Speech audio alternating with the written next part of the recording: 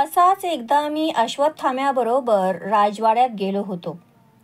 राजवाड्यासमोरच्या तलावाच्या कठड्यावर दुर्योधनाचे मामा शकुनी हातात एक पांढरा शुभ्र राजहंस घेऊन बसले होते. मला त्या पांढऱ्या पक्षाबद्दल फारच आकर्षण होतं. पाण्यातून आपल्या पायांची वल्ही मारत मानेला किती ऐटदार झटके देत फिरत असतो तो.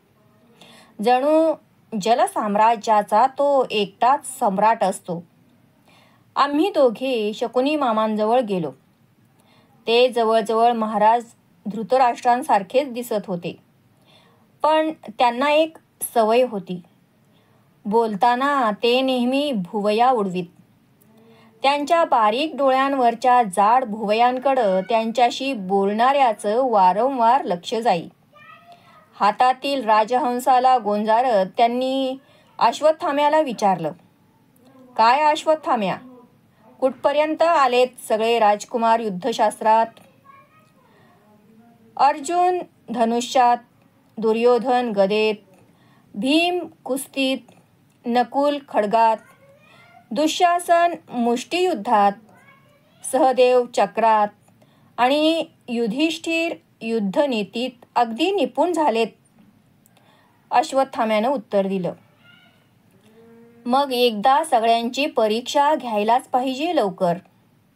"हो तर, बाबा त्याच विचारात आहेत," अश्वत्थाम्यानं सांगितलं. एवढ्यात एक सेवक दगडी पात्रातून दूध घेऊन आला. त्यानं ते पात्र तलावाच्या कठड्यावर ठेवलं. शकुनी मामांनी हातातील राजहंस अश्वत्थाम्याच्या हाती दिला. वाकून त्यांनी तलावातील ओंजळीभर पाणी घेतलं आणि त्या दगडी पात्रात ओतलं. "ही दुधाची काटकसर आहे की काय मामा?" अश्वत्थाम्यानं विचारलं. "नाही, हा राजहंस आहे. या पात्रात कितीही पाणी घातलं तरी तो ते पिणार नाही." उत्तरीयाला हात पुसत शकुनी मामांनी भुवया उडवीत सांगितलं. "ते कसं काय? बघच आता प्रत्यक्ष." असं म्हणत मामांनी राजहंसाला हळूच अश्वत्थाम्याच्या हातून घेतलं आणि त्या दगडी पात्राजवळ ठेवलं. लागलीच त्या पक्षानं आपली ऐटदार मान त्या दगडी पात्रात खुपसली. चुरचुर आवाज करीत तो दूध पिऊ लागला. थोड्या वेळानं त्यानं मान बाहेर काढून ती एकदा झटकली. त्याच्या चोचीत अडकलेल्या दुधाचे 4 तुषार उडाले. आम्ही सर्वांनी कुतूहलानं डोकावून त्या दगडी पात्रात बघितलं. त्यात ओंजळभर पाणी तसंच शिल्लक होतं, नुसतं निव्वळ पाणी. शकुनी मामांनी ते परत तलावात ओतलं आणि भुवया उडविल्या. मला त्या सर्व घटनेचं अतिशय आश्चर्य वाटलं. विचारांचे घोडे माझ्या मनाचा रथ ओढू लागले. माणूस सुद्धा त्या राजहंसासारखाच नसतो का? आपल्याला हवं तेवढंच घेणारा आणि नको ते टाकणारा. मी नाही का तसंच केलेलं? युवराज दुर्योधन आणि अश्वत्थामा या दोघांशिवाय त्या अफाट राजनगरीतील मी इतर कुणाला जवळ केलं होतं? का वाटत नव्हता इतरांबद्दल जिव्हाळा? कसं उत्तर देता येईल त्याचं? त्या राजहंसाला तरी सांगता येईल काय की त्यानं पाणी सोडून बरोबर अचूक दूधच कसं निवडलं? पण यात माझा तरी काय दोष आहे? युवराज दुर्योधनानं माझी आस्थेनं विचारपूस केली म्हणून त्याच्याबद्दल मला प्रेम वाटतंय. माणसाचं प्रेम हे धरतीसारखं असतं. अगोदर एक दाणा पेरावा लागतो, तेव्हाच धरती अनेक दाण्यांनी टिचून भरलेलं कणीस देते. माणूसही तसाच असतो. प्रेमाचा एक शब्द मिळाला तर त्यासाठी प्रेमाची शब्दगंगा मुक्तपणे उधळायला तो तयार असतो.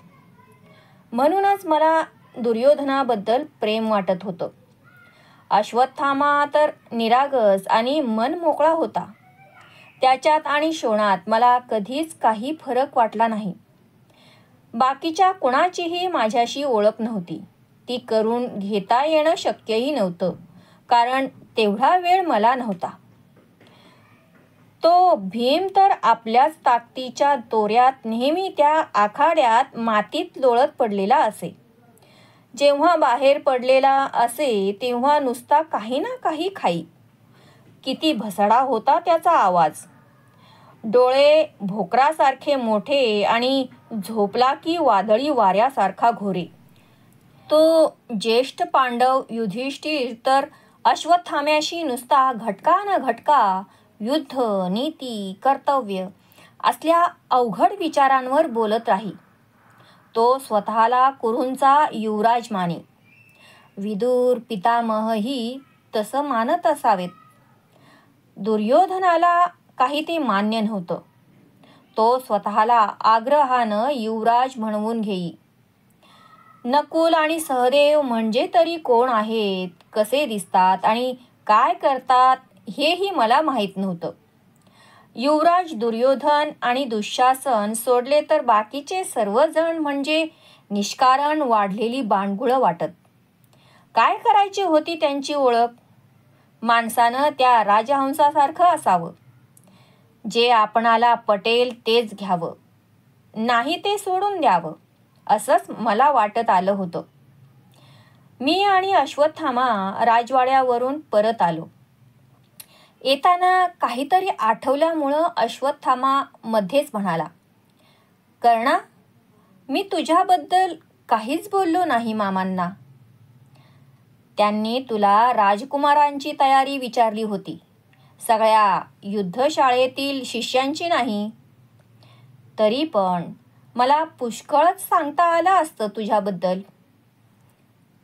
काय काय सांगितलं असतंस तू माझ्याबद्दल? या कुंडलांबद्दल आणि कवचांबद्दल ना? त्याची माहिती आता नगरातील सर्वांना झाली आहे.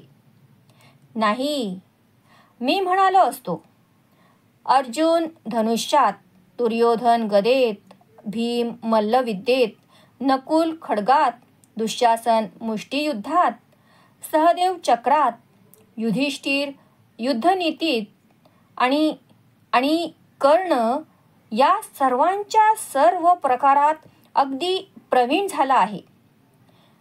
तो स्तुती म्हणून बोलत होता की सत्य बोलत होता हे समजणं कठीण होतं, कारण प्रेम माणसाला अंध करतं. मी त्याचा मित्र होतो.